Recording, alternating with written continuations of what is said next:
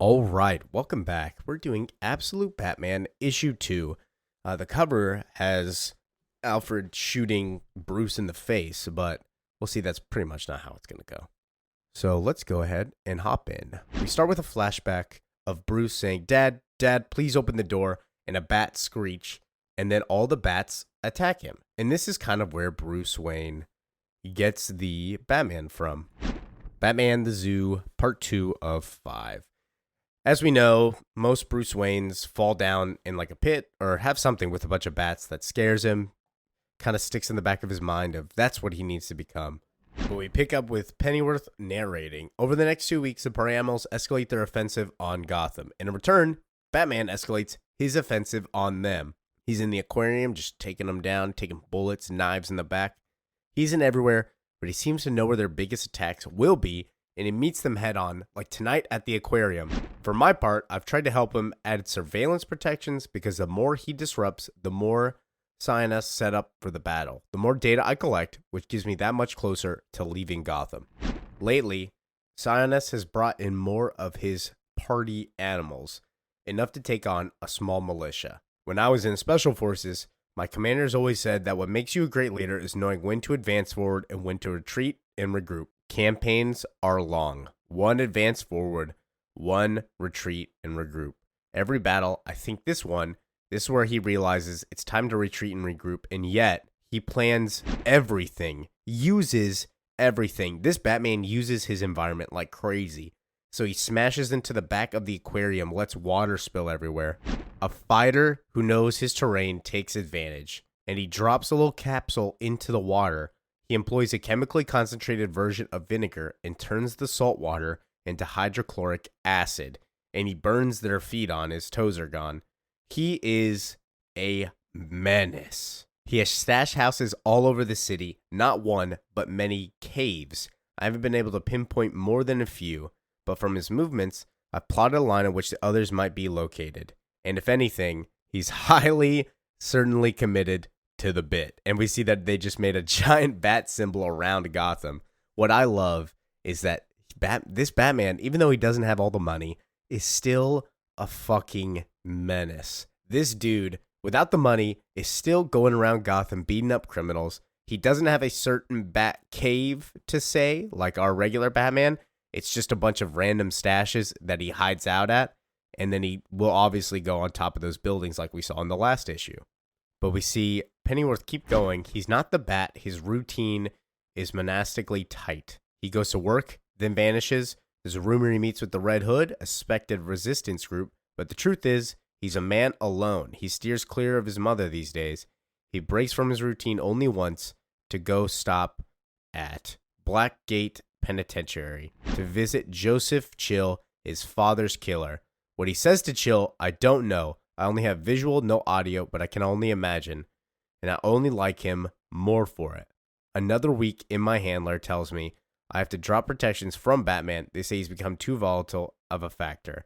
I consider pushing back, telling him that the Batman has helped my mission. That in fact, his provocations have helped me form a new theory about who Cyanus is and he's part of. I think he's making my case. Instead, I remove the protections. Soon after, the party animals find his caves in the empty high-rises as I did. I try to picture Bruce up there at the moment he finally understands, when he sees, but he gets the message, retreat and regroup, Batman fucking R. So the party animals go up, they see it explodes, but that moment doesn't come, and it hits me then, maybe that's all he is one long advance forward. And we see this has to be one of the best panels of Batman. I love this panel so much. I have it even hanging up on my wall. I'll show you in a second. Oh my god, I have it right here. This is it. Yeah, we're in the middle of moving, so awesome. We're going back to the video. But oh my gosh, he destroyed the building to look like a Batman. So good. But we pick up with Mayor Hill and also Gordon. So Gordon's watching onto the TV. He's recovering in the hospital, but Mayor Hill's talking about the attacks. They turn off the TV as Gordon requested. But now instead of talking about the party animals, they talk about Batman.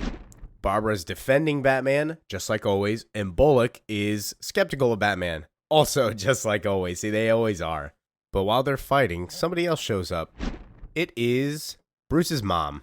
We know that she is Gordon's right-hand man from last issue where she stood up for Gordon while the public yelled at him. Harvey gets a call, so they have to leave to go fight more party animals. So while they go, Martha and Gordon talk about how they left the kids in this world. Guess they'll have to be crazier than ever. Gordon goes on about how his re-election feels like a pipe dream. He doesn't know if he's going to still make it, but goes on about Bruce. I didn't see him at first. I didn't know he was there until he screamed with all the bats all over him. And then we kind of get into the background of what Bruce was like after his parents' death, or at least Thomas's death. Before that day, he was my little boy. He told me everything, every dumb detail of his day. His whole inner life was mine. But now, I barely know him at all. So after his father's death, Bruce kind of just wants to be left alone. Like his friends are outside. His mom tells him to go play, and he says, no, leave me alone. Throws his science fair first place out the window. So that day, something snapped into Bruce. But we pick up with Bruce currently at the famous poker game. If you don't know about these, the villains of Gotham usually play poker together and share stories. So this is what they're doing in the Absolute universe. It's all the people that are usually villains in the main series still playing poker. But I guess Bruce showing up is a rare occurrence. Waylon Jones is going to take a picture of him. They're like, hey, no pictures, man. You know what the deal is. But here we have Harvey Dent. We have Ozzy in the middle. And we have Edward Nygma on the right. But while they're talking, playing, and bantering all together, they talk about Selena. So usually Selena shows up also. Looks like she's in Cairo. Bruce pulls out the party animal skull. I found it while repairing at the city hall. Edward Nygma is intrigued by this because it's technology. He stands up. I see 4 different chips just in the outer weave that looks like AGIS, a geographical information system. It maps shared targets onto a private GPS network, assigns different values, meaning if one knew how to decode it, one could possibly get a bead on where the party animals are going to show up next. And we see Bruce already figuring that out. These chips are actually Premier. So I'm actually going to go grab this. I'm going to be borrowing this. But we find out that the real reason that Bruce is here mostly is to get information. These heavily armed party animals must be moving in on everyone's territory. Ozzy gets all defensive. I've atypical business, but I don't own any territory. He's like, no, I'm not asking about that. For what it's worth, the party animals aren't moving in on anything. As far as I can tell, they're just wrecking the city. Word is that their man, Roman, kills everyone he meets and makes a deal. So Bruce poses the question to Dent. You think it's political, causing havoc this close to the election? You think it's to sink Gordon down? And Harvey responds, no, we all love Jim. He was hurting before all the chaos. It'd be overkill. My 2 cents, this isn't really political. It's more than just power. And Bruce says, what's a bigger motivator than power? Harvey says, money, brother, the source, the chicken, the egg, both. Bruce reveals his hand. I got 3 aces, 4 if we're playing with jokers. And they respond, jokers are never welcome here, Bruce. Foreshadowing. That joker is a menace also. I don't know if you've seen any spoilers later on, but man, that guy's nuts. But they go on, should have never let you in on the pot. And look, I don't know if anything has to do with the party animals, but from what I hear in the halls, Hill has been taking in a lot of capital. Like, a lot. This guy, I know who works in his office, young guy named Haiti, scumbag, but still, he says Hill is riding high on some new purse he calls his golden chest. And Bruce says, what is that, like a donor corporate? Well, I don't know, Bruce. No one knows. It's one coin nobody wants to flip over. So Bruce breaks into Hill's office, breaks into his actual room, hacks his computer, a golden chest also known as an Arc. Arc M. And when he opens it, Black Mask is there.